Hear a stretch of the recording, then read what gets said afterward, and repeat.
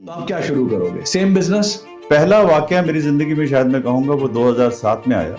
उम्मीद भी शायद कली गई होगी कि सक्सेस आएगी कि नहीं आएगी। 1999 के अंदर ना हमें एक बहुत बड़ी अपॉर्चुनिटी मिली। फॉल डाउन होता है। Ashok Mehta as an individual क्या सोचता है? नॉट 2007, 96 में मुझे एक अच्छा बिजनेस मिलना शुरू हो गया। I had $1 million worth of orders in hand. So मैं एक बात बोलता हूँ, when the going gets tough, the tough gets going. लेकिन कई बारी हमें ऐसी सिचुएशन दिखती है कि लगता है कि सब खत्म हो गया, हम गलत थे। जब भी आप कुछ कर रहे हो और अगर फेलियर भी हो, it is not the end of the world. I have seen people, I think वो सारी चीजें जो हैं बहुत बड़ी हैं जो हेल्प करें।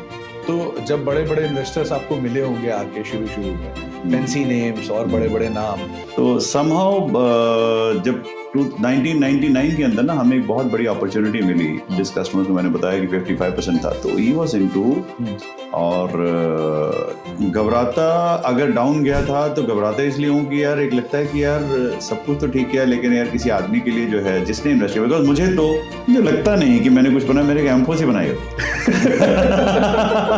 They work like growth partners with us and everybody understand this is a short term thing. And I can just tell you कि you will double your profit.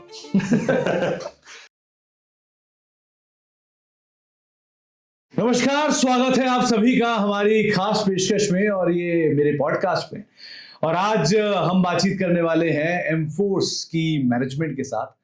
Management से हम बातचीत करेंगे अलग अलग और सबसे क्रूशियल पैरामीटर्स पर। सबसे पहला तो ऑब्वियसली जो आता है वो है प्रमोटर, फिर आती है बारी प्रोडक्ट की, फिर बारी आती है प्रॉफिट की, और उसके बाद प्लेज और एक सरप्राइज लास्ट में रैपिड फायर राउंड भी रहेगा हमारे आज के प्रमोटर के साथ। तो आज हमारे साथ कंपनी की मैनेजमेंट मौजूद है और एमफोर्स के बारे में पूरी तरह से हमसे डिटेल में बातचीत करने के लिए कंपनी की मैनेजमेंट है। अशोक मेहता सर हमारे साथ मौजूद भी हैं। अशोक सर से हम हर तरीके के पैरामीटर पे बातचीत करेंगे, कैसे उन्होंने इस कंपनी की शुरुआत करी और कैसे इस कंपनी को आगे जाते हुए देख रहे हैं, एंड शुरू से लेके एंड तक। अशोक सर नमस्कार, स्वागत है कार्यक्रम में। पहले तो बहुत बहुत शुक्रिया सर अपना समय हमें देने के लिए और हमसे बातचीत करने के लिए। सबसे पहले सर, एमफोर्स कहां से आया ये नाम, कहां से बनी एमफोर्स, कैसे आया ये आइडिया, कैसे आपने शुरुआत करी, आइडियाइजेशन जो रहता है पूरा एक प्रमोटर के मन में जो रहता है वो कहां से आया, क्या है ये एमफोर्स, कहां से बनी एमफोर्स? समीर, देखो ऐसा है कि एमफोर्स जो है ना, ये तो आया 2012 में। बट मैंने 91 में जब सीए कंप्लीट की तो I was a part of a large family. तो वहाँ से था कि मैंडेट कि हमें एक नया सेटअप शुरू करना है, तो वहाँ से हमने एक नई कंपनी शुरू की थी तब, by the name of Embros. तो Embros is basically Mehta brothers, so we are like 6 brothers. तो वहाँ से ये नाम जो है ये डिवाइस हुआ था। तो उसके बाद इसके अंदर हमने जो है वो काफ़ी बिजनेस अपना जो है वो ग्रो किया और फैमिली भी काफ़ी बड़ी हो गई। And 2012 we decided to part ways. तो when we decided to part ways, तो फिर then I was on my own. तो ब्रदर्स वाला कॉन्सेप्ट खत्म हो गया। तो मैंने कहा यार अब एम्ब्रॉस का तो कोई लॉजिक नहीं रहा, अब क्या करना है। मैंने कहा ब्रदर्स नहीं रहे, लेकिन एम्ब्रॉस मेहता की फोर्स तो रही। तो वो जो मेहता की अपने फादर की जो फोर्स है वो तो रही, तो मैंने उसका नाम एमफोर्स कर दिया अपनी कंपनी का। So that is how this Emforce came into existence and how it is going now. तो सर ऐसा भी नहीं है कि आज हम जब आपको मिल रहे हैं तो कंपनी इतनी बड़ी हो गई, इतना सब कुछ हो गया, नंबर्स आ रहे हैं, लिस्टेड हो चुके हो आप, सब कुछ हो गया, लेकिन शुरुआत हमेशा टफ होती है। पहला फेज हमेशा सबसे टफ होता है। तो पहला फेज आपने कैसे पूरा किया? वो जो चैलेंज आया था उस समय पर वो क्या था? और कई रात की नींद उड़ी होगी तब जाके आज आप दिन का चैन आपको मिल रहा है। तो ये जो रात की नींद उड़ने वाला काम था, ये कैसा रहा? देखो, जब ये शुरू किया था, जिस फेज से हम लोग निकले हैं वो फेज ये है कि हमें कैरियर में कुछ करना है। एज मच एज हमने एजुकेशन कंप्लीट की, लेकिन हमारे लिए उस टाइम पे सिचुएशन ये होती थी कि जॉब करनी है, प्रैक्टिस करनी है जब सीए कर रहे हो, या बिजनेस करना है, for which I was very clear. लेकिन जब बिजनेस शुरू करना था तो इतने पैसे नहीं थे एज अ फैमिली ऑल्सो कि हाँ हम एक बिजनेस को जो है वो सारा सेल्फ फंडेड लेके जाएं। और जब शुरू भी किया था तो मतलब हमने, मेरे को याद है उस जमाने में we took a loan of about 57 lakh, sorry.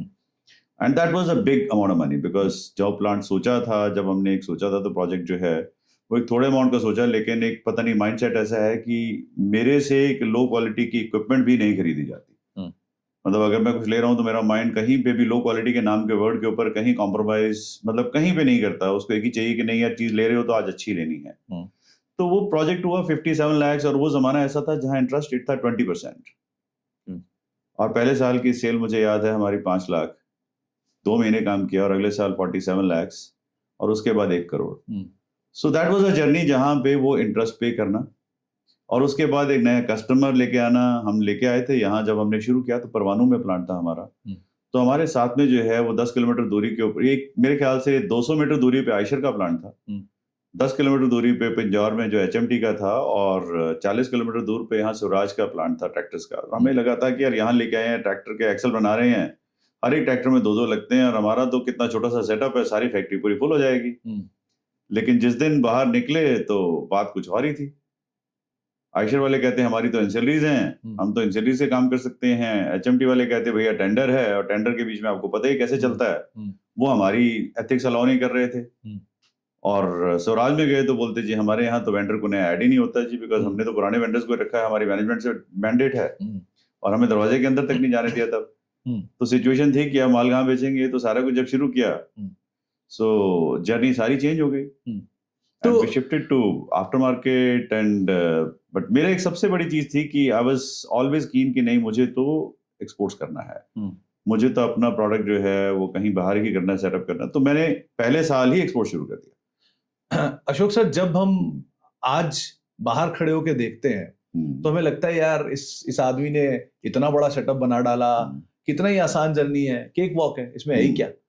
लेकिन बहुत बार जो आपने बोला ना, कई बार दरवाजे से बाहर हुआ है, कई बार आप फेल भी हुए होंगे, सक्सेस तो बहुत दूर की बात, कई बार तो उम्मीद भी शायद चली गई होगी कि सक्सेस आएगी कि नहीं आएगी। वो दिन भी ऑब्वियसली देखे होंगे आपने। बहुत देखे, बहुत कुछ। वो कुछ वाकया, देखो वाकया मेरे ख्याल से पहला वाकया मेरी जिंदगी में शायद मैं कहूंगा वो 2007 में आया।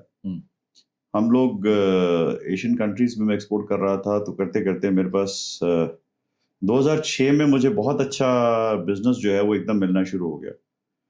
और नहीं सॉरी 1997 की बात है, नॉट 2007।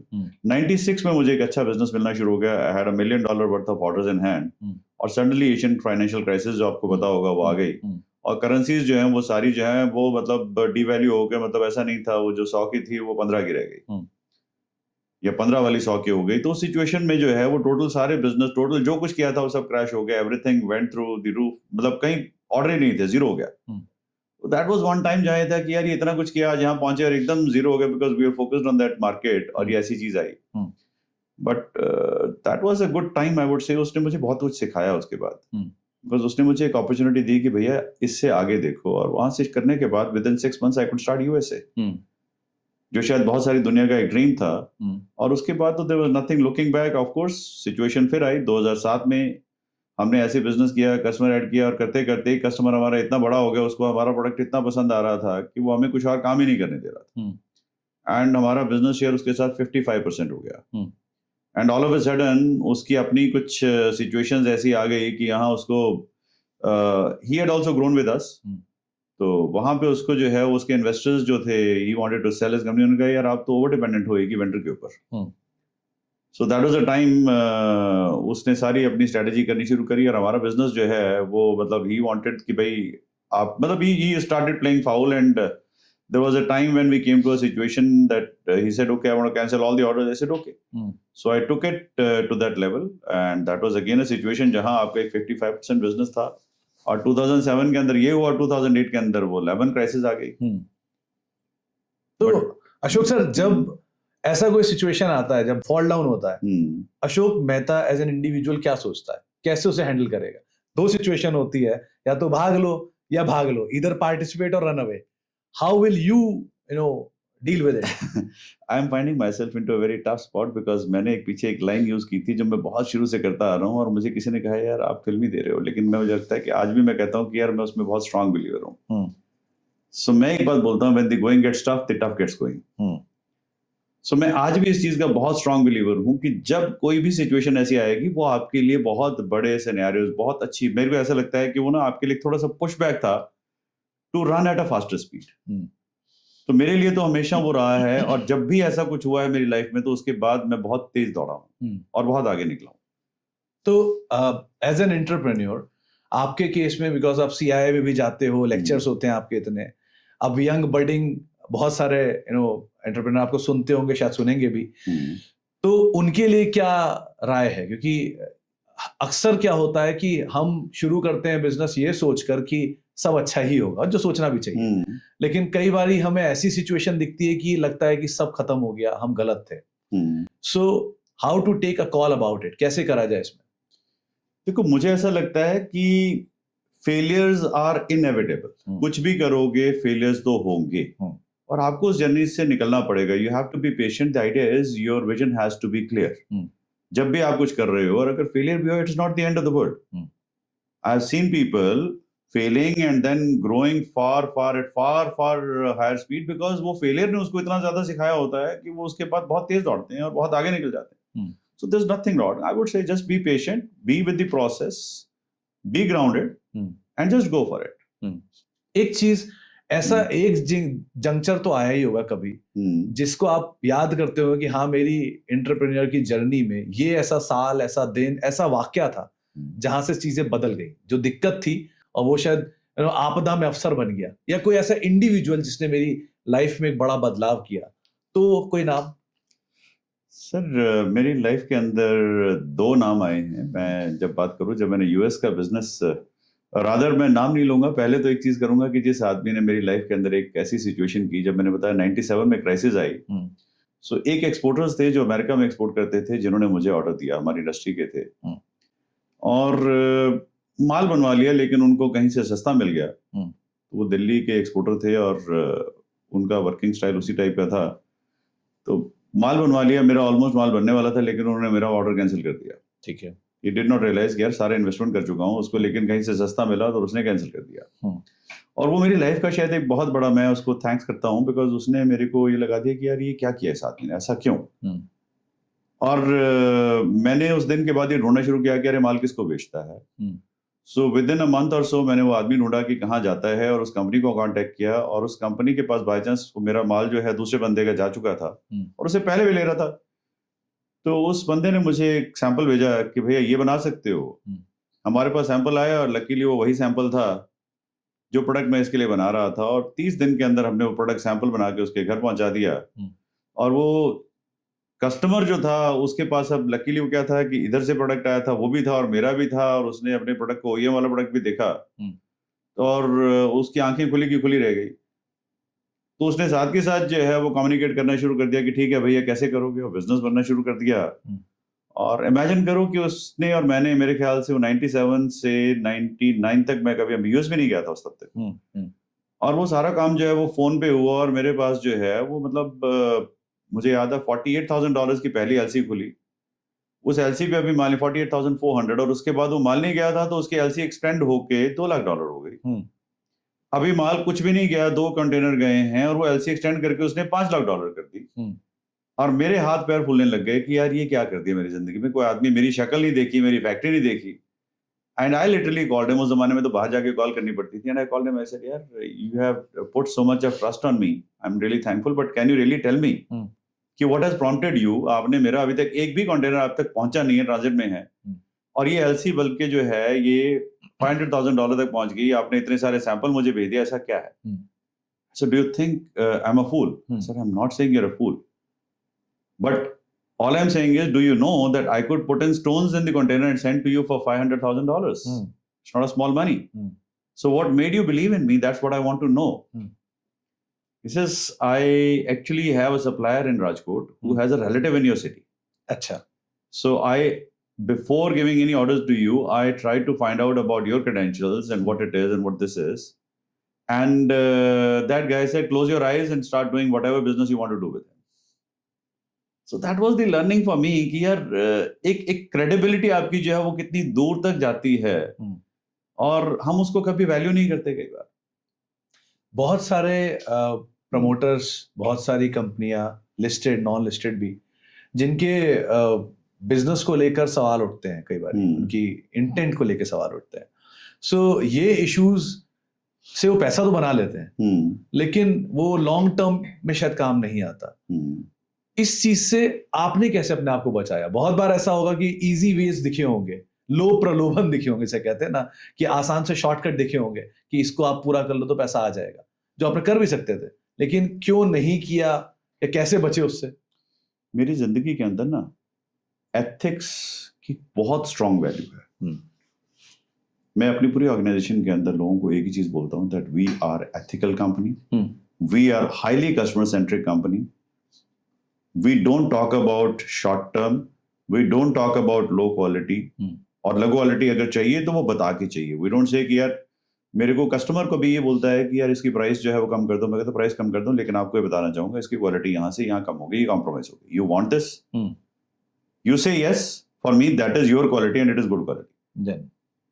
सो हमारे यहाँ पे there is nothing called shortcut.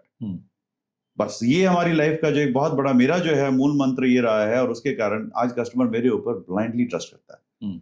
आप इमेजिन नहीं कर सकते, मेरे पास साल में 100 से ऊपर सैंपल्स आते हैं, और वो सैंपल इसलिए नहीं आते हैं कि यार हमने 10 लोगों को भेजे हैं और आप इसकी कोट करो, वो सैंपल ये आते हैं कि यार अशोक इनको बना दो। वो मुझसे प्राइस भी नहीं पूछते, मतलब this is the level of trust they have, because we work like growth partners and we have proven ourselves कि अगर उनके लिए वो प्रोडक्ट वायबल नहीं है तो वी डिस्कस एंड वी से कि यार अगर कोई दुनिया बना सकता हम क्यों नहीं। That's the journey we take. तो शॉर्टकट है ही नहीं हमारी लाइफ में, मतलब हम कहीं शॉर्टकट की बात भी नहीं करेंगे। और कस्टमर या कोई इन्वेस्टर है कहीं पे भी, प्रलोभन क्या होगा सर, मेरे को कोई क्या दे देगा सर, मुझे तो एक ही चाहिए, इज्जत, उसके लिए प्रलोभन कैसे आएगा? तो आज एक यंग सीए जो आज से कुछ साल पहले था, और आज जब आप अपने आप को लिस्ट करा रहे थे, एक्सचेंज पे बेल दबा रहे थे, सो इतनी बड़ी जर्नी के बीच में स्टेज के नीचे से स्टेज के ऊपर जब आप चढ़े तो क्या फील हुआ जब आपने वापस स्टेज पे जाकर देखा? नीचे उतरते समय ऑब्वियसली बात है, पूरी जर्नी चलकर आया आप वहां तक, तो इतनी लंबी जर्नी चल ली, एक कंपनी जो 25 लाख 50 लाख का लोन लेकर शुरू कर रही थी काम, आज उतना वो एम्प्लॉयज को सैलरी के तौर पे दे देती है। सो ये सिचुएशन जो आई, ये सिचुएशन की जर्नी को जब आपने लास्ट में जाकर देखा या अभी देख रहे हो, तो कैसा फील करते हो? देखो, मुझे आज एक बहुत सेटिस्फेक्शन फील होती है। IPO was definitely a dream for me. मैं जब मेरी पुरानी कंपनी में भी था तो 2006 में I was coming in for an IPO on the main board and BSC, तब तो एसएमई था ही नहीं, but somehow for some technical reasons हम लोग जो हैं उसको आगे नहीं कर पाए। But I had the permission from BSC board members and वो सैबी में कुछ टेक्निकल रीजन से अटक गया, और उसके बाद फिर स्टोरीज जो है वो चेंज होती गई। तो but for me IPO has been a great satisfaction and a stepping stone for the journey that I want to take to bring this company as well as India on a roadmap where it is respected. Because मेरी journey शायद जहां शुरू हुई, अगर मेरे से पूछो मेरा एक टिपिंग पॉइंट था, तो मेरा टिपिंग पॉइंट लाइफ का ये था कि यार I belong to a place called Patiala, तो लोगों के अंदर एक बहुत बड़ी चीज होती थी कि यार आप जो है वो यूरोप में अमेरिका जाके सेटल क्यों नहीं होते, and I used to tell them कि बस I want to have so much of money with me at least that I go there and I enjoy. And second thing I used to see is कि जब भी आप बाहर से देखते हो हमेशा एक चीज होती थी कि इंडिया के प्रोडक्ट की कोई इज्जत नहीं थी। हमने जब शुरू किया, मुझे याद है उस टाइम पे हमारे ऊपर कोई रिलाई नहीं करता था। The very first time I went overseas and I finalised the order with a customer, वो प्रोडक्ट $22 का एक्सेल मैंने भेजा था, एंड डू यू नो उसका सैंपल उस आदमी ने मुझे नहीं दिया, मुझे $400 के अंदर मैंने कैश दे के वो सैंपल खरीद के लाया था। उस जमाने में जब मेरा बिजनेस अभी 6 महीने पुराना था, but I dare to do this and that is where I well, because I was confident कि मुझे वो प्रोडक्ट देना है और मैं दे दूंगा, और वहां से वो जर्नी स्टार्ट हो गई। तो ये सिचुएशन को देखते देखते यहाँ तक पहुँचते पहुँचते अब ऐसा होता है कि कई लोग चंडीगढ़ या पंजाब में आपसे आईपीओ के लिए कंसल्ट करते हैं, क्योंकि आपने कई लोगों को ये सलाह भी दी कि आईपीओ लेकर आओ और लेजिटिमेट वे में लेकर आओ, ठीक से काम करो, एक अच्छी जर्नी आपकी शुरू होगी। सो ऐसा क्या बदलाव आया कंपनी में नॉन लिस्टेड या आईपीओ लाने के बाद, या ट्रांसफॉर्मेशन के फेज में, जो आपको लगता है कि बाकियों को भी इंकरेज करना चाहिए? मुझे ऐसा लगता है कि पैसे से ज्यादा आईपीओ के साथ आपकी एक क्रेडिबिलिटी, एक रिलायबिलिटी, एक ट्रस्ट बिल्ड होता है। अल्टीमेटली कोई भी आदमी, कोई भी कस्टमर आपको ये देखता है कि यार इस आदमी की कंपनी जो है अगर ये कुछ कर रहा है तो is somewhere trustworthy. That is why ये आईपीओ अगर 364 टाइम्स ओवर सब्सक्राइब हुआ है तो कहीं ना कहीं तो एक बहुत बड़ी जर्नी में किसी ने उसके ऊपर विश्वास किया है। तो वो एक मुझे लगता है कि at the end even customer side पे, इवन एम्प्लॉय साइड पे, they see a vision that this company is there to stay and this company is there to grow. I think वो सारी चीजें जो हैं बहुत बड़ी हैं जो हेल्प करती हैं. तो जब बड़े बड़े इन्वेस्टर्स आपको मिले होंगे आके शुरू में, फैंसी नेम्स और बड़े बड़े नाम, तो जब उन्होंने आपको पिच किया होगा या आपने उनको एंटरटेन किया होगा उस समय, how was the feel at that time? फिर मुझे ऐसा लगा कि यार मेरे लेवल के क्वेश्चन नहीं पूछ रहे. मैं पूछ पा रहा हूँ? नहीं, you are, but trust me, जब मैं रोड शोज के लिए गया, तो I went to like Bombay, Ahmedabad, Delhi, and literally I had to tell them कि यार आप प्लीज क्वेश्चन पूछो. They didn't have questions to ask from me. और एमसी जो है वो कहती जी okay then we end the program and I had to stop her. I said look don't stop, and I really had to put questions in their mouth. I said यार आप पूछो तो सही ना, क्या पूछना चाह रहे हो. एंड ट्रस्ट मी, मेरी आंखें ना उस दिन खुली की खुली रह गई कि क्या कर रहे हैं. और वो कहते साहब आपकी कंपनी इतनी क्लीन है, हम समझ नहीं पा रहे आपसे क्या पूछें. आप जितने लेवल पे आप क्वेश्चन के आंसर कर रहे हो, हमने तो आज तक कोई प्रमोटर देखा ही नहीं जो इतने खुल के बात कर रहा हो. वो हमेशा छुपा रहे होते हैं और आप कह रहे हो यार आप पूछो.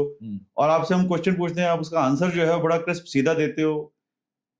और मैंने एक बहुत ब्यूटीफुल चीज ये थी कि मैं था और अजीज था, तो मेरा बेटा, तो मैं उनको जाके एक सीधा बोलता था. मैंने कहा देखो मैं चाहिए हूँ, तो आप समझते हो कि मुझे फाइनेंस बहुत आता है. ये बेटा मेरा इंडस्ट्रियल इंजीनियर है, तो आपको लगता है इंजीनियरिंग आता है. तो मेरी एक सजेशन है, फाइनेंस के क्वेश्चन इससे पूछिए, टेक्निकल क्वेश्चन मुझसे पूछिए. तो दो चीजें एक साथ पूछूंगा. मूवी देखते हो आप? हाँ बिल्कुल देखता हूँ. कौन सी? बॉलीवुड, हॉलीवुड? बॉलीवुड ज्यादा देखता हूँ. Old, new? Mix. Yes. Okay. और कोई मतलब ऐसा काम जो लगता है कि ये करके मुझे खुशी मिलती है, अच्छा लगता है? मतलब गाने सुन के मैं कहता हूँ कि मुझे अच्छा लगता है ट्रैवल करना फैमिली के साथ, spending time with family. So I love that. Time मिलता है? काम करना, हाँ मिक्स है आई वुड से. मतलब my family is quite cooperative that ways. तो मतलब it's a mix that goes on. कहीं ना कहीं घर भी आते हैं तब भी कहीं ना कहीं काम जो है स्पिल कर जाता है, but that's okay, they understand. कभी प्रेशर उनका हो जाता है, कभी कभी हम संभाल लेते हैं. तो काम चल जाता है. एक चीज और, आपने एक बुक लिखी है एक्सेल के ऊपर. मतलब बुक तो बहुत लोगों ने लिखी और अलग अलग सब्जेक्ट पे लिखी है, कंपनी पे लिखते हैं, अपनी जर्नी पे लिखते हैं. एक्सेल पहला पार्ट, व्हाई एक्सेल? दूसरा मतलब is it the obsession towards that product जिसने आपको ड्राइव किया कि मैं इसकी ही कहानी लिखूंगा? फर्स्ट ऑफ ऑल एक नहीं 2 बुक लिखी मैंने. हाँ. और दोनों एक्सेल पे? नहीं. हाँ. एक एक्सेल पे थी. ओके. तो देखो बुक लिखना ना मेरा एक बहुत बड़ा ड्रीम था कि मुझे बुक लिखनी है. तो बड़े साल से मैं सोच रहा था पर कहीं पहुंच नहीं पा रहा था. कहीं फिर मैंने एक वर्कशॉप अटेंड की, तो वहां से मुझे एक जर्नी मिली. तो करते करते मैंने रियलाइज किया, और वहां पे एक्सेल चार्ट्स की बुक इसलिए देखी कि मैंने जब वहां बैठ के उनके साथ बैठे के रिसर्च की, तो मुझे लगा कि यार एक्सेल चार्ट्स के ऊपर कोई बुक ही नहीं मार्केट में. So idea came कि why don't I really write a book on Excel chart, because that was my first product. जहाँ से मैंने अपना कैरियर शुरू किया. और उस प्रोडक्ट के ऊपर मुझे आज ये बोलता हूँ कि यार आज कुछ भी बात करना चाहते हो मेरे से, आप टेक्निकल, कमर्शियल, लेफ्ट राइट, कहीं से किसी कॉर्नर के ऊपर, you please talk to me. तो मैं इतनी उस प्रोडक्ट के ऊपर मेरी एक मास्टरी है कि आप उसके अंदर कुछ भी टेक्निकल स्पेक्स के ऊपर बात करना चाह रहे हो, चाहे आप उसकी मेटलर्जी पे बात कर रहे हो, हीट ट्रीटमेंट पे कर रहे हो, डायमेंशंस पे कर रहे हो, I am all in for that. तो मैंने कहा यार why don't I really write, because that is something I can really write in a way. और मैंने ये देखा कि कस्टमर्स के कई डिफरेंट क्वेश्चंस थे, टीम मेंबर्स के क्वेश्चंस कोई ऐसे आते थे. तो मैंने सोचा यार why don't I really write a book जहां पे मैं लोगों को गाइड कर सकूं कि अगर ये बुक पढ़ लें तो उसके बाद उनको एक्सेल्स के बारे में क्वेश्चंस पे डाउट नहीं रहेगा कि वो टूटा क्यों, कैसे हुआ, इसमें मटेरियल करूंगा तो क्या होगा, ये करूंगा तो क्या होगा. And that was the basic journey. और दूसरी बुक की एक बहुत इंटरेस्टिंग स्टोरी है. अगेन मैं एक मार्केटिंग की वर्कशॉप कर रहा था और मेरे मेंटर ने बात की कि we have to write a book, एक अच्छी बुक लिखनी है, करनी है. And session was going on, और उन्होंने कहा जी पूरे फुल डे सेशन था कि आज आपने एक ड्राफ्ट सा तैयार करके जाना है, करना है. तो किसी चीज़ के ऊपर हम कर रहे थे, बना रहा था उसके ऊपर. तो बनाते बनाते मैंने कुछ 5-7 चैप्टर से बनाए सारा दिन लगा के. और मतलब मेरे को जो है उन्होंने देखा, बात की, मैंने कहा जी मैं लिख तो रहा हूँ लेकिन मुझे मजा नहीं आ रहा है इसको लिख के, क्या चीज़ है. मैंने उनको वैसी बात कर ली. मैंने कहा मेरे को उन्होंने कुछ देर पहले एक बुक, कभी किसी सेशन में, मेरे मेंटरिंग सेशन में मुझे कहा कि यार आप ना एक हु मूव्ड माय चीज बुक पढ़ो अशोक. हाँ. तो मैंने कहा यार अगर ड्यूरिंग द सेशन मेरे मेंटर ने बोला है, तो मैंने वो बुक पढ़ी थी. तो पता नहीं मेरे दिमाग में आ गई थी, तो मैंने उनको बोला, मैंने कहा सर ऐसा है, मैं ना हु डबल माई प्रॉफिट नाम पे एक बुक लिखना चाहता हूँ। कहते ये क्या होना चाह रहा है? मैं कहा जी हु मूव माई चीज आपने बोला था, तो आज उसी के ऊपर जो है, उसी एक कॉन्सेप्ट को पिक करके मैं एक अपने बिजनेस के ऊपर जो चीजें कुछ क्रिएट करना चाहता हूँ, एक मेटाफोरिक कैरेक्टर्स के साथ, सब करने के साथ। कहता अशोक ये ना बहुत प्रोफेशनल ऑथर्स होते हैं, यू आर गोइंग ओवरबोर्ड, ये डिफिकल्ट हो जाएगा तो मत कर। तो मैंने उस दिन वो जितना लिखना था वो लिख लिया, घर वापस आ गए। वापस आने के बाद एक सेटिस्फेक्शन नहीं थी, अगेन वो लो क्वालिटी समझ नहीं आ रही थी, मुझे लग रहा है कि जो मैं बना रहा हूँ ये लो क्वालिटी है। मैं रुक गया, मैंने सारा उसको फेंक दिया। 2 दिन के बाद बैठ के मैंने सारा जो है एक नए अपने बनाने शुरू किया, वो डबल माई प्रॉफिट के ऊपर ही, और चैप्टर बनाया, लिख के 5, 7, 8 पेज लिखे, और मैंने उनको सर को भेज दिया। मैंने कहा साहब ये कॉपी फोटो भेज के भेज दिया। मैंने कहा सर नई बात बन रही लेकिन लिखेंगे, इसी पे लिखूंगा, जो होगा देखा है। And that was a journey. और वो बुक भी लिखने का एक बेसिक पर्पस था, that was basically the psyche behind you know Emforce and us, कि how we double the profit of our customer. और हमारी केस स्टडीज हैं उसमें अंदर कि कितने कस्टमर्स का हमने प्रॉफिट जो है वो डबल किया है during this period, and how by not reducing the price but by adding value to which they never thought. So वो एक पूरी स्टोरी है विद डिफरेंट कस्टमर्स। तो उसके अंदर किसी कस्टमर्स का नाम नहीं लिया फॉर प्राइवेसी रीजन, लेकिन जिस कस्टमर के बारे में लिखा उसको ये पता है कि यहाँ ये मेरे बारे में बात कर रहा है, because these are real things in that. तो ये प्रमोटर वाला पार्ट तो चलो पूरा होता है। अब आता हूँ जरा मैं प्रोडक्ट वाले पार्ट पे। तो सर क्योंकि आप ऐसा कोई प्रोडक्ट नहीं बनाते जो आम बोलचाल भाषा में समझ में आए किसी भी आम आदमी को। गाड़ी में सबके है, देखा सबने होगा, इस्तेमाल भी बहुत लोग करते होंगे, लेकिन आम आदमी को समझाने के लिए आपका प्रोडक्ट क्या है, पहला क्या यूटिलिटी है, दूसरा क्या ग्रोथ प्रोस्पेक्ट है, तीसरा और किस तरफ क्लाइंटेल है, चौथा। देखो मैं ना एक आम भाषा के अंदर एक ना मेरे को किसी ने एक इंटरव्यू में पूछा था कि अगर आपने किसी बच्चे को समझाना हो कि आप क्या बनाते हो, तो मैंने एक सिंपल जवाब दिया। मैंने कहा यार हम ना वो हड्डियां बनाते हैं जो गाड़ी के इंजन से लेके व्हील तक जो है जब आप उसको ड्राइव करते हो तो उसके बिना नहीं चल सकती। तो ये पार्ट बेसिकली आप ये समझ लीजिए कि अंडर बॉडी पार्ट्स ही हैं जो बना रहे हैं, तो इसलिए लोगों को वो सामने दिखते नहीं हैं। तो समहाउ जब 1999 के अंदर ना हमें एक बहुत बड़ी अपॉर्चुनिटी मिली, जिस कस्टमर्स को मैंने बताया कि 55% था, तो he was into of road racing industry. तो वो ऑफ रोड रेसिंग इंडस्ट्री के अंदर पार्ट्स की बेसिक स्पेशलाइजेशन क्या रहती है कि आपका जो वही पार्ट है उसको फेंक दिया जाता है और आपको एक बहुत हाई कैलिबर का पार्ट जो है वो उसमें रिप्लेस करेगा, बिकॉज रेस के अंदर अगर पार्ट टूट गया तो स्टोरी ओवर। तो वो जो पार्ट है उसके अंदर ना वॉल्यूम इतना नहीं रहता था, लेकिन मार्जिन अच्छा था। और इंडियन कॉन्टेक्स्ट में कहूँ या चाइनीज कॉन्टेक्स्ट में कहूँ, तो चाइनीज कॉन्टेक्स्ट में ये था कि उनको लो वॉल्यूम समझ नहीं आता था, और इंडियन कॉन्टेक्स्ट में मार्केट ऐसी है जहां पे वो कहते हैं कि बस ड्राइंग के ऊपर जो लिखा हुआ ये बताया तो वो बना देंगे हम।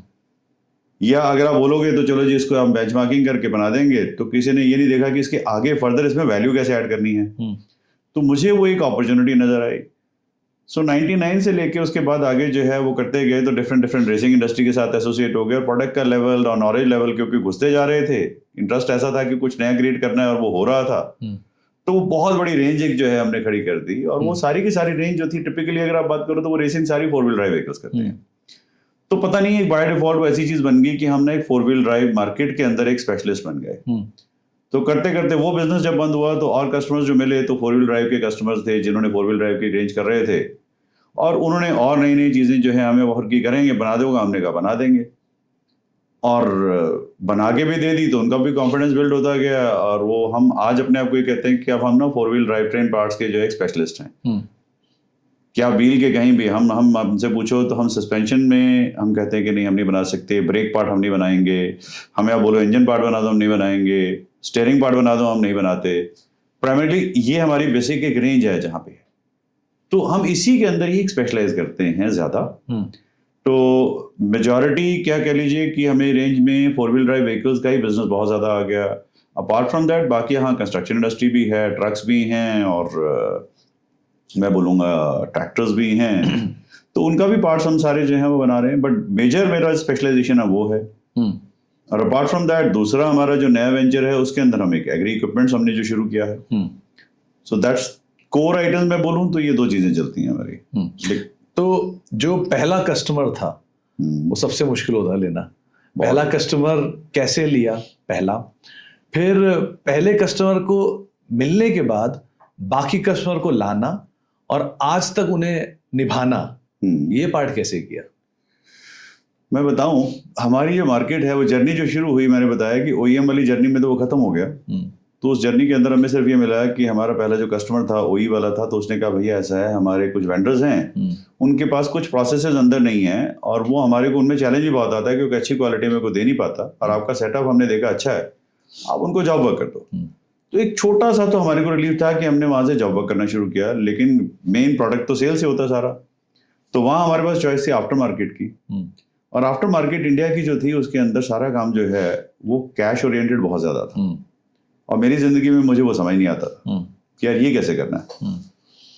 तो और मेरे को अच्छी क्वालिटी का प्रोडक्ट भी बनाना है और आप मुझसे कह रहे हो कि भैया ये ऐसे करना है, तो मैं तो कोई सिस्टम लगा ही नहीं सकता इसके ऊपर।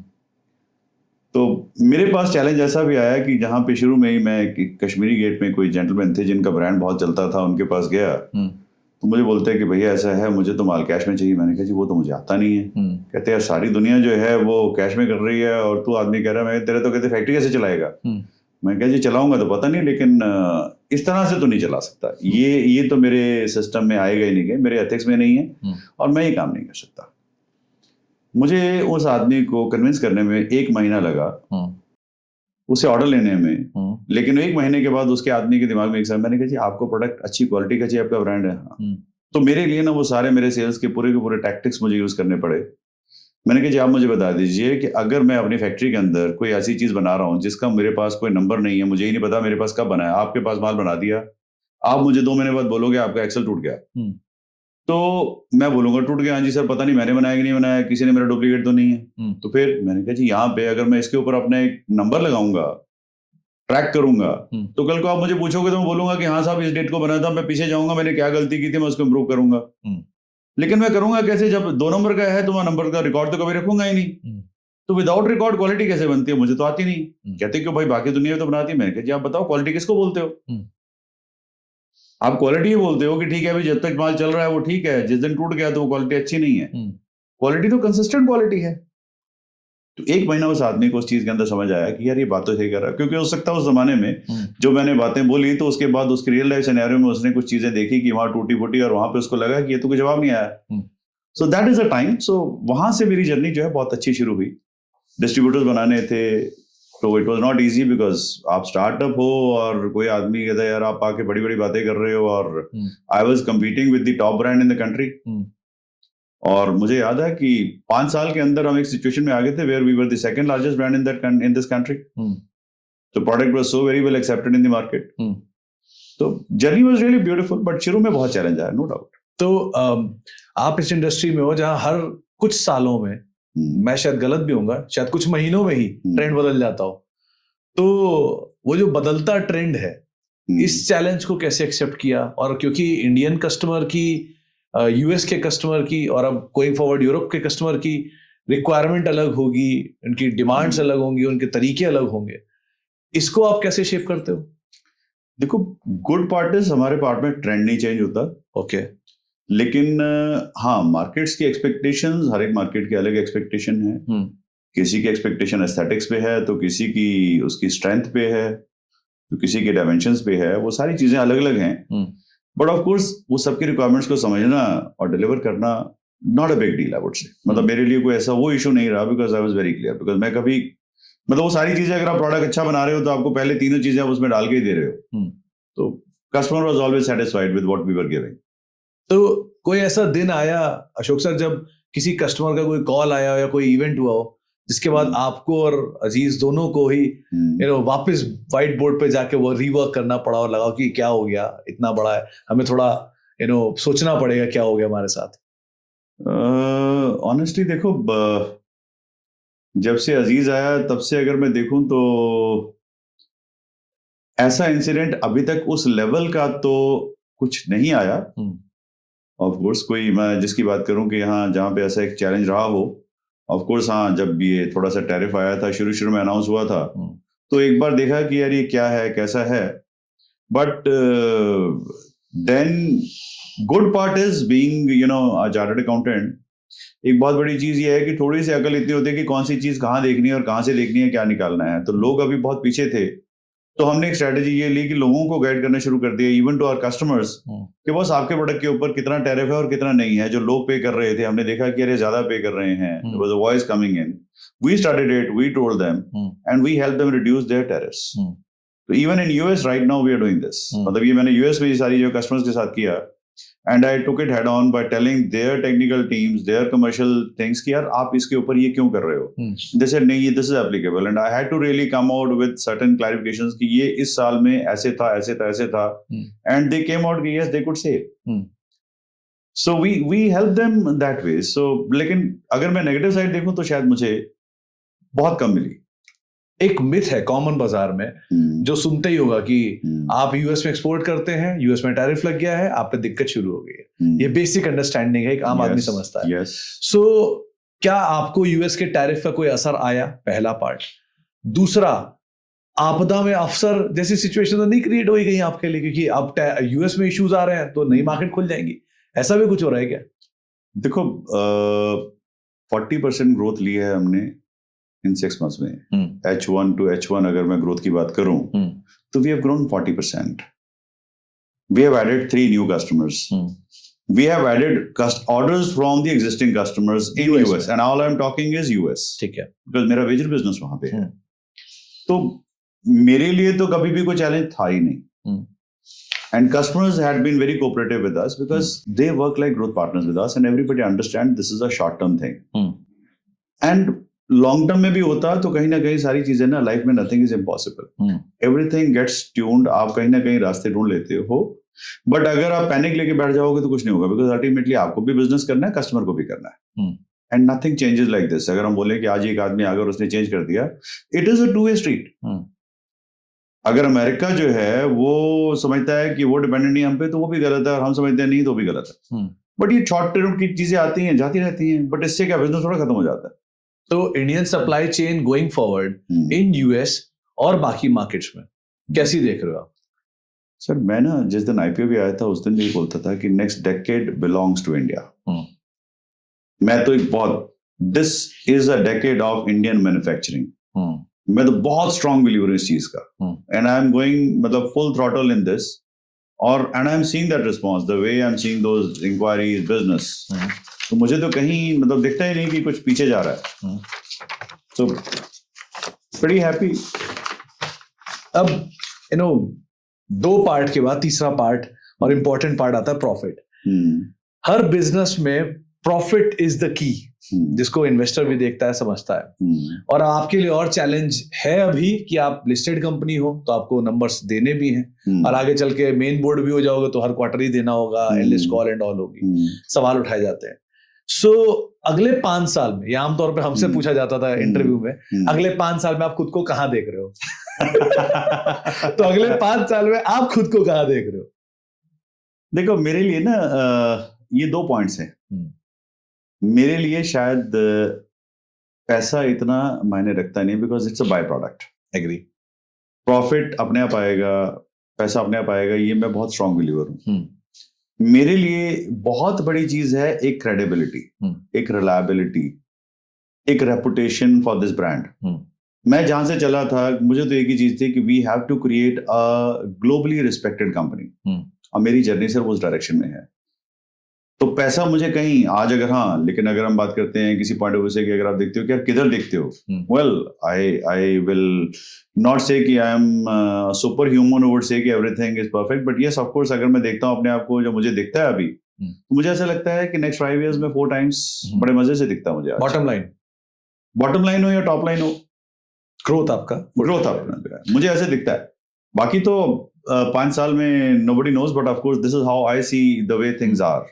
तो एक फाइन डे ऐसा तो नहीं रहा होगा कि आज सो के उठे चलो आईपीओ करते हैं? आईपीओ पूरा प्लानिंग है, प्रोसेस है। तो आपने क्या सोचा ऐसा कि मैं अब आईपीओ पे मैं जाने के लिए तैयार हूं, अब मैं आईपीओ लाऊंगा, अब मैं अपने आप को बड़ा बनाऊंगा? यार आईपीओ की जर्नी बड़ी इंटरेस्टिंग रही है। जब से मैंने एमफोर्स शुरू की तो समहाउ एक शख्स है मिस्टर अजय ठाकुर, बीएससी की एसएमई को जो देखते थे, अभी इज नो मोर देयर। तो कहीं मुझे किसी जमाने में चंडीगढ़ हुआ है तो किसी ने मुझे मिलवाया, तो एक बार मिलवाया, बात हुई, आइए, तो मुझे लगा यार मेरा लेवल अभी वो नहीं है, आप वैल्यू नहीं आ पाएगी, and he was convincing me मेरे को नहीं आएगी। मैंने कहा फायदा नहीं, I don't want to sell myself cheap, तो it's not the right time, so I denied.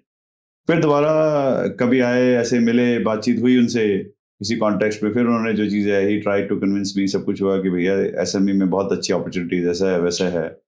I still said no, and then during the time I started exploring some opportunities in P space. और P space के अंदर थोड़ा सा जो है, अभी दो तरह की चीजें चल रही थी। लोगों का शायद एक कॉन्फिडेंस नहीं था ऑटोमोटिव इंडस्ट्री, बिकॉज ये ना ऑटोमोटिव एंसिलरी नाम का एक वर्ड जो है इंडिया में, वो ऐसा था कि यार ये कचरा है, इसमें कुछ पैसा नहीं आने वाला।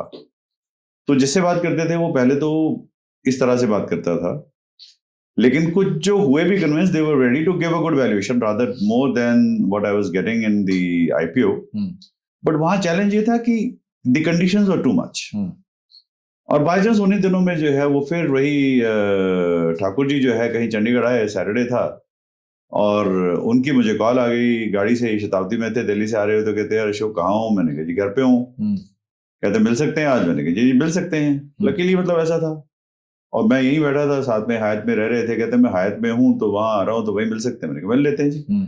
और वहां उन्होंने मेरे से 2-3-4 घंटे ब्रेन वॉश किया, मेरे को बात की, मैंने उनसे भी शेयर किया कि ऐसे ऐसे है, and he convinced me on that front that day.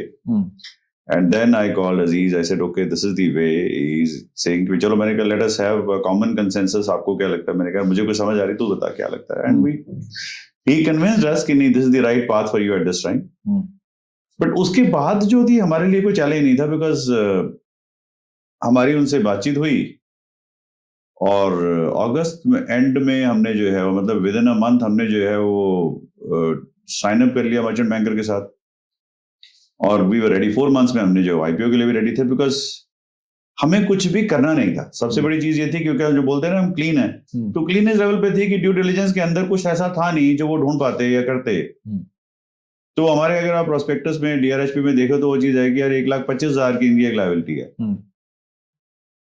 तो मतलब उनके पास ऐसा कुछ नहीं था, because they do very comprehensive due diligence, legal, accounting, everything. But ultimately वो हमारे लिए बहुत अच्छी चीज थी, बिकॉज हमने शुरू से अपने आप को बहुत क्लीन रखा हुआ था। तो जो जब आप नॉन कन्विंस थे, और फिर जब आप कन्विंस हुए, और जब आईपीओ आ गया, तब आप वो नॉन कन्विंस्ड अजय ठाकुर जी, हाँ नहीं, जो उस समय नॉन कन्विंस्ड अशोक मेहता थे, उनको आप कैसे देख रहे थे कि हाँ मैं गलत था? क्या मैं इस मिथ में था कि मैंने कुछ फैसला सही नहीं लिया, या मैं गलत कर गया, या मैं लेट हो गया? नहीं, मैं बिल्कुल लेट नहीं हुआ। जब पहले 2 बार मैंने मना किया, वो टाइमिंग ठीक नहीं थी मेरे लिए। ओके। बिकॉज उस टाइम मेरा स्केल नहीं था। ओके। आज जब मैं आया तो आज मेरे पास जो है वो एक स्ट्रेंथ थी, स्केल थी, एंड आई वाज फाइंडिंग कि now is a time. So this was a time for transformation. So मुझे आज वो समझ आ रही थी, I had the IPO, I had the funds, and now we are ready, and you can see the amount of business we were getting now.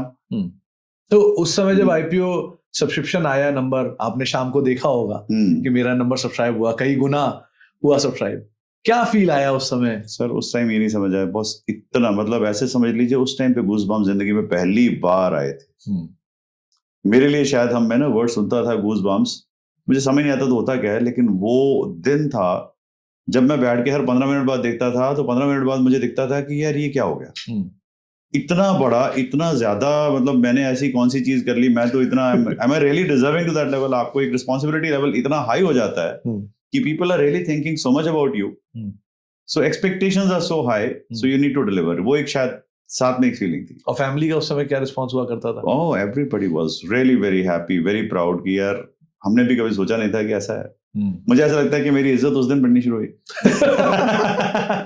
अच्छा, एक चीज और कि यू नो आईपीओ के बाद से जिंदगी में क्या बदलाव आया? आईपीओ से पहले भी आप काम तो कर ही रहे थे, काम तो चल ही रहा है, आज भी चल रहा है, लेकिन आईपीओ से पहले और आईपीओ के बाद क्या जिंदगी में बदलाव आया? सब बदलाव यह है कि एक रिस्पॉन्सिबिलिटी बहुत बड़ी बढ़ गई। आप ऑलरेडी शायद ये सोचा नहीं था, बिजनेस कर रहे थे, लेकिन आज क्या है कि आप कुछ भी कर रहे हो, people are eyeing, investors, analysts, they are eyeing your steps. आज हमारा, जैसे मैं बात करता हूँ, हमारा वो एक ऑर्डर था, सो ऑर्डर के लिए हमने एक स्टेटमेंट दी कि हाँ it is expected to be on any time. Now there are messages coming in कि भैया ये प्रोडक्शन शुरू हो गई कि नहीं हो गई, भैया ये शुरू हो गया कि नहीं. I mean just imagine, normal course में चीज नहीं है, हो रहा है सब कुछ है, लेकिन फिर भी एवरीबडी इज लुकिंग एट कि भैया अब जिस दिन आएगी तो उस दिन क्या नंबर्स आ जाएंगे, कैसे होगा, हो गया कि नहीं हो गया. सो ऐसे बहुत सारी स्टेप्स हैं जहां पे आप कुछ भी कर रहे हो तो साथ के साथ there are people who are watching you at every step. वो एक रिस्पॉन्सिबिलिटी बहुत हाई है. तो आईपीओ जर्नी में, इस पूरी जर्नी में, फ्रॉम स्क्रैच टिल टुडे, क्या लर्निंग आपने ड्रॉ की कि हाँ ये मेरी लर्निंग है?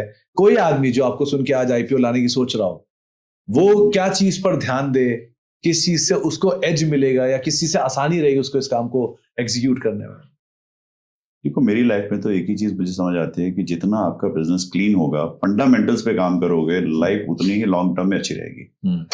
लोग मार्केट में सब मिलते हैं, there are people who are on short term players, जिनको ये होता है कि हमने आईपीओ लेके आना और हमने ऐसे करना है वैसे करना है, यू नो व्हाट हैपेंस. और दूसरी तरफ जो है हमारे जैसे लोग हैं जो कहते हैं यार हमें तो गेम फंडामेंटल्स पे है, हमारा काम तो सारा फंडामेंटल्स का है, हमें फर्क नहीं पड़ता वो आईपीओ के अंदर जो है. लेकिन हाँ, आईपीओ के लिए गाइडेंस की अगर मैं बात करता हूँ, सबसे बड़ी चीज वही चीज है कि आप जितने ज्यादा क्लीन आओगे उतना लोगों का ट्रस्ट आप पे बढ़ेगा. मेरी तो यही रहती बस. तो जब सब्सक्रिप्शन का नंबर देखा था तब लगा कि कम पैसा रेज किया और कर लेना चाहिए था, मिल जाता? नहीं, ऐसा कोई फील नहीं आया? I was very clear, because सामने वाला भी कमाएगा तभी तो मेरे साथ आगे जुड़ेगा. Sir who double my profit कैसे होता है? और एक मजेदार इंटरेस्टिंग चीज आपको पता है, पता नहीं ये नेचर का क्या चीज हुई. बुक लिखी और बुक जो है वो हमने कहा चलो बुक को पब्लिश करना है, जिस दिन हमने जो है लॉन्च करना है, तो वो बुक का लॉन्च का डे हमने ना लिस्टिंग का डे जो है रखे कि उसी दिन बुक लॉन्च करेंगे. सब लोग तो होंगे, तो दो इवेंट करने अच्छा नहीं लग रहे थे. और मजेदार चीज देखिए, आईपीओ ओपन हुआ, उसमें एक रिस्ट्रिक्शन थी कि 90% बीएसई में थी कि 90% तक जो है वो हो सकता है और 10% जो है उसकी बैंड होती थी. एंड एग्जैक्ट जब खुला, बेल बजी जब खुला, तो it was exact double. And that is the time when we are launching the book Who Doubled My Profit. तो एक मतलब बेल बजी, बेल बजने के बाद आपने अपना पहला भाव देखा. Yes. ठीक है, पहली बार Yes. एक अशोक मेहता ने अपनी कंपनी का भाव देखा. Yes. और उस दिन उन्होंने मार्केट कैप देखी कि आज मेरी मार्केट कैप पहले दिन इतनी है. Yes. So वो वैल्यू जो अशोक मेहता ने डिसाइड की थी ऑन पेपर एंड वो वैल्यू जो बाजार ने डिसाइड की ऑन स्क्रीन, इन दोनों का डिफरेंस देख के क्या फील हुआ? ये फील हुआ कि यार आज तो मैं इस लेवल का हूं नहीं, आने वाले टाइम में शायद मुझे लगता है बहुत ओवर दे रहे हैं मुझे ऐसा फील हुआ. But then sometimes market is based upon certain hypes and everything, और सब चल रहा होता है. I can't do anything, so whatever is happening for good. जो हो रहा है ठीक है, बट हाउस एंड रिस्पॉन्सिबिलिटी बहुत बढ़ गई. एग्री. बिकॉज बहुत सारे लोगों ने अगर पैसा लगाया है तो किसी ने जो है वो 100 पे लगाया तो दूसरा 200 पे लगा रहा है, तो 200 वाले के लिए हमारी रिस्पॉन्सिबिलिटी और बढ़ जाती है कि यार इस आदमी का नुकसान नहीं होना चाहिए. तो जैसे हम लोगों को आम भाषा में हमारे रिलेटिव फोन करते हैं पूछने के लिए, भाई कोई शेयर बता दो बढ़िया सा. आपको नहीं फोन करते कि तुम्हारी कंपनी में पैसा डाल दे, क्या कुछ बढ़िया सा बताओ ना, ऐसा होने वाला है क्या? आप किसी को जो मर्जी बता दीजिए, अल्टीमेटली ना वो जब बाजार में देखता है तभी उसका विश्वास होता है. मैंने ये देखा है. आप उसको कह भी देते ना, मैंने इतने साल, हम तो बड़े हो गए, इतने जितने लोगों को आज तक किया है, सब कोई विश्वास नहीं करता जब तक वो सामने नहीं आता. उससे पहले सिर्फ बातें कर रहे होते हैं. तो चलो अब प्रॉफिट वाले पार्ट से और आगे बढ़ते हैं. वो आता है चौथा पार्ट जो है प्लेज, क्योंकि आपके केस में प्लेज है नहीं और डेट भी ऑलमोस्ट नेग्लिजिबल है. सो अभी कंपनी की जो एग्जिस्टिंग ऑर्डर्स है, कंपनी की जो ऑर्डर बुक है, एग्जीक्यूशन है, उसके लिए आप कितना वेल लिक्विड हो? पहला पार्ट. आप एग्जीक्यूशन में कोई क्या लिक्विडिटी को लेकर कोई चैलेंज फील कर रहे हो, फेस कर रहे हो? दूसरा, क्या इंटरेस्ट आउटगोज अभी आप देख रहे हो? आईपीओ के बाद से फर्दर कभी कोई ऐसी जरूरत लगी कि मुझे और फंड रेज करना चाहिए किसी भी तरीके से, बड़ा एग्जीक्यूशन बड़ा है, साइज बड़ा हो रहा है, फिर आप कैसे मैनेज कर रहे हो इसको? देखो, पहली बात यह है कि जब फंड्स आए, सब कुछ है, आप बिजनेस चल भी रहा है, ग्रो भी कर रहा है, तो आज की डेट में वी हैव एनफ लिक्विडिटी कि हमें लगता नहीं कि हमें किसी भी तरह की ऐसी कोई जरूरत है. तो वर्किंग कैपिटल्स की हैं, वो banks are there and they are more than happy to give you. Business आ रहा है. कैपेक्स हमने जितनी कर ली है इस कैपेक्स के बाद हमें बहुत ना के बराबर कैपेक्स की जरूरत होगी। स्पेसिफिक किसी चीज के लिए आपको ठीक है कि 1-2-4 करोड़ की कोई चीज डालनी है तो डालोगे, अदरवाइज आज हमने जो किया हुआ है इस सेटअप के अंदर हम 300 करोड़ को क्रॉस करने के लिए ये सेटअप हमारा जो है कैपेबल है। ओके, तो अभी के केस में क्योंकि अजीज जो कि आपके बेटे हैं वो पूरी तरह से एग्जीक्यूशन के पार्ट में आ चुके हैं और फोर फ्रंट पे आ चुके हैं राधा। बिल्कुल। तो कैसे लीडरशिप को आपने ड्राइव किया हुआ है अभी? एक दूसरा, हैंड होल्डिंग वाला पार्ट कंप्लीट हो चुका है कि चल रहा है? 3, आपका खुद का इन्वॉल्वमेंट आपको लगता है कितने टाइम में और करूं, अब हो गया, मैंने कर लिया सब, अब मैं बाहर आता हूं, अजीज विल टेक केयर ऑफ? देखो, पहली बात है जहां अजीज है तो अजीज के लिए ना हमने जर्नी जो है वो जो एग्री बिजनेस शुरू किया था, so this was with one thing कि ठीक है जी हैंड होल्डिंग तो कर ली। So Aziz also wanted that I think I should start something independently जहां मैं इस चीज को शुरू से ड्राइव करूं, so that I learn my lessons, because under you I will not be in a position to learn those lessons which one can do. And that was a time when we decided that okay agri business जो है करते हैं, और agree business जो है वो अजीज कर रहा है, otherwise I would not have done it. Because वही बात आ जाती है जो मैं प्रीच कर रहा हूँ कि यार यू गो डीप, तो वो डीप नहीं रहता, और डेप्थ वही चीज थी कि now he is handling that agri business, though he is involved in other things also, but ये एक बिजनेस है जिसको वो इंडिपेंडेंटली देखता है। मेरे से जहां उसको गाइडेंस चाहिए मैं सिर्फ गाइडेंस देता हूँ, otherwise I don't even sit in his production meetings or anything. He goes to the market, he sells it, I don't even know कि कितनी प्राइस पे बेच के आएगा, but he has to see everything. So that's his business that he does. I take care of this business. हमने जो है कि उसने बांटे हुए हैं, कुछ एरियाज को मैं देख रहा हूँ, तो इस तरह से हमारे अपने कुछ एरियाज जो हैं दोनों कंपनीज के जो हैं बांटे जो कर रहे हैं, तो we independently manage that. तो मैम और आप और अजीज तीनों के अपने अपने वेंचर है। मैम कैंडल में है, आप एमफोर्स में हो, अजीज का एग्री बिजनेस है। सो डाइनिंग टेबल पे बैठ के डिस्कशन होता है क्या बिजनेस का, या कुछ अपना भी? बहुत कम होता है, लेकिन बहुत हैवी नहीं, बिकॉज हमारी मैम जो है वो थोड़ा सा वहां रोक देते हैं कि भैया बहुत हो गया, आप आ जाओ जरा, लाइन पे आ जाओ, बहुत कर लिया हमने, तो ठीक है, बट ऑफ कोर्स फिर भी होता है, स्पिल ओवर तो है। जितना मर्जी कह लें, हम हैं तो वर्कहॉलिक। और अगर मैं पूछूं अशोक मेहता साहब का कोई मेंटोर या कोई मतलब somebody who he look upon, वो कौन होगा? देखो, मेरा ना सबसे बड़ा मेंटोर जो है वो कस्टमर है। ओके। मैं ना एक ही चीज मैं बोलता हूँ ना, कस्टमर सेंट्रिक हूँ। तो सेंट्रिक क्यों हूँ? आप ये समझ लीजिए कि मैं नहीं कहता कि कस्टमर क्या बोल रहा है, मैं वो सेंस करता हूँ कि कस्टमर फील क्या कर रहा है और कस्टमर विजुअलाइज क्या कर रहा है, उसको क्या चाहिए, मैं वो देता हूँ। इससे पहले कि वो मुंह से निकाले, मैं उसके मुंह में वो चीज डालने की बात करता हूँ। This is what I am. तो मेरा सबसे बड़ा मेंटर वो है। मैं बिजनेस में हर चीज उसके लिए करता हूँ कि यार उसको क्या चीज चाहिए, उसको देना है। But beyond that of course जैसे हम ग्रो किए तो यहाँ बहुत सारी नीड्स आई थी। तो हाँ, एक मिस्टर राहुल जैन हैं जिनका प्रोग्राम हमने ज्वाइन किया था, जहाँ पे एक हम सिस्टम से टोटल बाहर थे, तो how these systems work, so that is where he guided us very well, and I'm thankful to him. And then Mr. Akshar Yadav is there, so उनका प्रोग्राम हमने किया था मार्केटिंग का, जिन्होंने एक बहुत अच्छी चीज रीइंफोर्स की जो मैं अपने आप को सोचता था, about the care for your customer. So वो सारी चीजें जो हैं, those mentors basically helped us grow, of course. अलग अलग एरियाज में उनके साथ हमने सीखा कैसे करना है, कैसे नहीं, and today we are definitely thankful to them. तो अगर अशोक सर, अगर आपको आज वापस जाके दोबारा शुरू करना हो तो आप क्या शुरू करोगे? सेम बिजनेस या कोई दूसरा बिजनेस जो आपको लगा कि ये कर लेता तो ज्यादा बेटर रहता, पहला पार्ट? और दूसरा, अगर आपको मैं बोलूं कि आज से 5 साल 10 साल बाद या 20 साल या 15 साल बाद जाके आपको ये गलती सुधार लो अपनी, तो क्या होगी वो गलती? देखो, बिजनेस की बात मैं करूंगा तो मैंने अभी तक कभी नहीं सोचा कि मैं क्या करता उस टाइम पे, ये मैंने कभी सोचा नहीं। तो मैं शायद इसके बारे में एक बहुत एप्ट आंसर आपको शायद ना दे पाऊं, but of course I am very satisfied with what I am doing. ठीक है। तो मुझे लगता नहीं कि मैं कुछ और करने की सोचता ऐसे, और शायद आज की जनरेशन के हिसाब से सोचता तो कुछ और हो जाता। और जहां तक गलती की बात है तो यस ऑफ कोर्स मैं ना एक बहुत प्री मेच्योर स्टेज पे मैंने लाइफ में डाइवर्सिफिकेशंस की, विच जहां मैंने अपनी बैंडविड्थ लूज कर दी। और वो एक लेसन मैं सबको देना चाहूंगा कि आप कोई भी बिजनेस कर रहे हो, पहले उसके अंदर एक लेवल पे क्रॉस कर जाओ, उसके बाद डाइवर्सिफाई करने की सोचो, उससे पहले नहीं। सो आई ऑलवेज से कि यार गो 1 mile deep and 1 feet wide instead of going 10 feet all across. तो अशोक सर, चारों पीस तो पूरे हो गए, अब एक रैपिड फायर, तो कोशिश करना कि जल्दी से जल्दी इसके जवाब दिए जाए। चलो, सबसे पहला सवाल जो मेरा है कि अशोक मेहता अपना शेयर प्राइस देखकर घबराता है या देखता है या रोज चेक करता है? रोज तो नहीं, बट ऑफ कोर्स हाँ, हफ्ते में मैं 3-4 दिन जरूर देखता ही होऊंगा। और घबराता, अगर डाउन गया था तो घबराता इसलिए हूँ कि यार एक लगता है कि यार सब कुछ तो ठीक किया, लेकिन यार किसी आदमी के लिए जो है जिसने इन्वेस्ट किया, बिकॉज मुझे तो कंपनी में उसने कुछ नहीं मिलना है, मेरे को तो सिर्फ एक नंबर है, मार्केट कैप को देख लोगे, फर्क नहीं पड़ता। जिस घर में मैं रह रहा हूँ उसकी प्राइस जो मर्जी हो, मेरे को मैटर नहीं करता, बिकॉज मुझे तो ये बेचना नहीं है। लेकिन हाँ, जिस आदमी ने इन्वेस्ट किया है उसमें से बहुत सारे लोग हैं जो ये प्रॉफिट के लिए आए हैं, जिन्होंने सोचा कि इससे कमाऊंगा, तो उनके लिए एक दुख होता था कि यार ये क्या है, और वहां पे चीज देखता हूँ।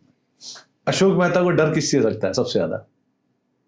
वाइफ मत? कॉम्प्लिसेंसी से। ओके। आपकी हॉबीज, अगर मैं पूछूं, अगर आपको कोई चीज हॉबी के तौर पे करनी है तो क्या करोगे?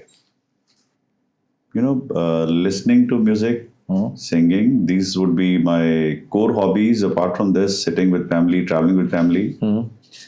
और अगर बहुत डीप सेंस में पूछोगे तो काम। और अगर अभी भी मैं बोलूं कि और एक बुक लिखो, तो आप किस पे लिखोगे? वो मेरा बहुत बड़ा ड्रीम है, वो लिखूंगा, आपको जरूर बताऊंगा। वो बुक में लिखूंगा, लेकिन शायद वो 5 साल के बाद लिखूंगा। लेकिन टॉपिक क्या होगा? ये अभी शेयर नहीं कर सकता। Who tripled my profit? नहीं, ये मैं शेयर नहीं कर सकता अभी। ट्रम्प साहब पर कोई टेक तो रखते ही होंगे, क्योंकि आपको हर रोज ही उस इकोनॉमी से डील करना है। यस। क्या टेक है वहां पे ट्रम्प साहब को लेकर? आपका क्या टेक है? ट्रम्प साहब को लेके एक बहुत बड़ा टेक मुझे लगता है कि he is ultimately a businessman, और अपने कंट्री के लिए जो भी कर रहा है वो बहुत अच्छा कर रहा है। बट ऑफ कोर्स शायद ओवर एग्रेसिव होके कर रहा है, और बड़ा इररेटिक है, वो शायद एक गलत है, और जिसके कारण वो नेगेटिव इम्पैक्ट ले रहा है। मोदी जी को लेकर how well he is managing the situations जो ट्रम्प साहब क्रिएट कर रहे हैं? मैं कहूंगा इससे अच्छी मैच्योर गवर्नमेंट नहीं हो सकती थी। I am not a politically motivated person, but the way he is handling the situations, I would से इट कुडंट बी बेटर। तो अगर मैं ये बोलूं कि अशोक जी ने एमफोर्स नहीं बनाई होती, तो अशोक जी ने क्या बनाया होता? मुझे लगता नहीं कि मैंने कुछ बनाया, मेरे एमफोर्स ही बनाई होती। अच्छा, एक चीज और आमतौर पे लोग सुनना चाहते हैं कि अशोक जी अभी मतलब घर में काम वाम करते हैं, खाना वाना में बनाने में कभी हेल्प करते हैं, ऐसी सिचुएशन में है अभी आप? ऐसा कुछ करते हो कि घर भर में भी पार्टिसिपेट करते हो थोड़ा बहुत, जो हम लोग आम आदमी करता है? आई am really blessed from that angle. तो वो शायद मुझे नहीं करना पड़ता, बट ऑफ कोर्स घर की मैनेजमेंट के साथ, मैडम के साथ जो चीज़ है कि हाँ आप जाते हो सब्जी लेने के लिए कभी इधर उधर? वही कह रहा हूँ ना, इसकी जरूरत नहीं पड़ती। She helps me. मुझे ऐसा लगता है कि देखो, एक ना आपका एक लाइफ पार्टनर जो है वो जितना अच्छा होगा उतनी आपकी लाइफ की ग्रोथ होगी। तो she has been, I would say she is a blessing in my life. तो हैज बीन वेरी सपोर्टिव। ये मैम का वेंचर जो है कैंडल्स का, आप लगा कि इसमें मैं भी थोड़ा पार्टिसिपेट कर लूं? अब तो मेरा काम सेटअप हो ही गया, मैम की भी थोड़ी हेल्प कर देता हूं, हैंड होल्डिंग कर देता हूं एज अ लीडर। नहीं, मेरे से ज्यादा वो अच्छा काम कर लेती हैं चीजों में। आपके फैमिली में, क्योंकि सब लोग अपना अपना वेंचर कर रहे हैं, आपका, अजीज का, आपकी डॉटर का, और मैम का, तो ये चारों लोगों के लिए कभी एक दूसरे से हेल्प नहीं मांगी कि आओ जरा आके मेरी लीडरशिप में थोड़ी हेल्प कर दो, आपने इतना बड़ा सेटअप बिजनेस कर लिया है? चलता रहता है, वो चलता रहता है। दैट इज म्यूचुअल, वो सब करते रहते हैं एक दूसरे को। जहां जहां हर एक आदमी की जो स्पेशलाइजेशन है, जहां चाहिए होती है, वो तो बैठे ही हैं। बट ऐसा नहीं है कि we are just pushing each other into anybody's domain. But हाँ, जहां जिसको जो सपोर्ट चाहिए, we are all there at all times. तो लास्टली, आपके सारे investor, share holder, creditor, customer, ये सब आपको सुन रहे हो अगर, तो आप एक कॉमन स्टेटमेंट सबको क्या देना चाहोगे? मैं एक ही चीज बोलना चाहूंगा कि जो आप सब इन्वेस्टर्स मुझे सुबह से शाम तक कहते हो कि जी इन्वेस्टर्स जो हैं वो विजन पे और प्रमोटर्स पे रिलाई करते हैं ना, इस लाइन के ऊपर ट्रूली बिलीव करना शुरू कर दो। पैनिक मत करो, या विश्वास करो या मत करो, पर अगर आए हो तो come all in and see how it goes. And I can just tell you कि you will double your profit. बहुत बहुत शुक्रिया सर, आज हमारे साथ जुड़ने के लिए, हिस्सा बनने के लिए और खुले दिल से सारी बातें हमारे साथ रखने के लिए बहुत बहुत शुक्रिया। थैंक यू सो मच जी, thank you so much for giving me this opportunity to share something out of my mind. Thank you sir, thank you.